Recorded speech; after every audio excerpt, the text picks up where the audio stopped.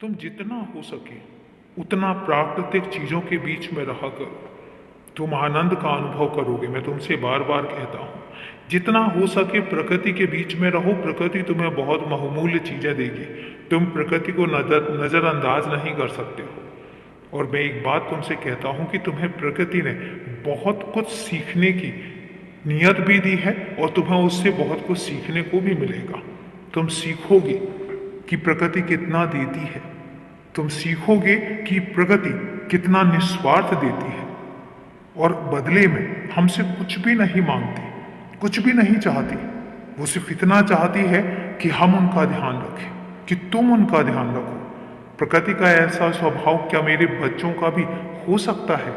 अगर मेरे बच्चों का भी ऐसा स्वभाव हो जाए और अगर मेरे बच्चे प्रकृति के स्वभाव को अपना लें, तो फिर देखो दुनिया कितनी सुंदर हो जाएगी, दुनिया कितनी निस्वार्थी हो जाएगी। और हाँ, अगर मांगना है तो मुझसे मांगो, जितना चाहे उतना मांगो, दिल खोल के मांगो, झोली फैलाकर मांगो, हक से मांगो, विनती करके नहीं।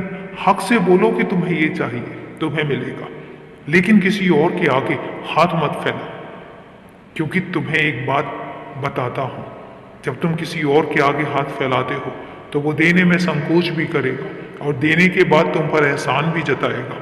तुम्हें हमेशा याद दिलाएगा कि उसने तुम पर एहसान किया है। और इसीलिए कभी भी इंसानों से मत मांगो। जितना हो सके मुझसे आकर कहो, मुझसे आकर मांगो, मैं तुम्हें दूंगा। क्योंकि जब इंसान देता है, एहसान फरामोश भी हो जाता है। कई बार वो तुम्हें जताता भी है और कई बार वो तुम्हें जलील भी कर देता है।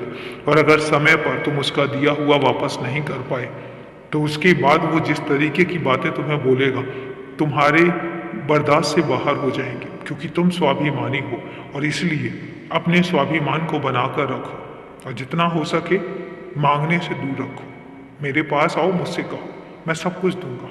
थोड़ी सी सबूरी रखो, तुम्हें वो सब मिलेगा। खुश रहो। और अभी के लिए शुभ रात्रि मेरे बच्चे।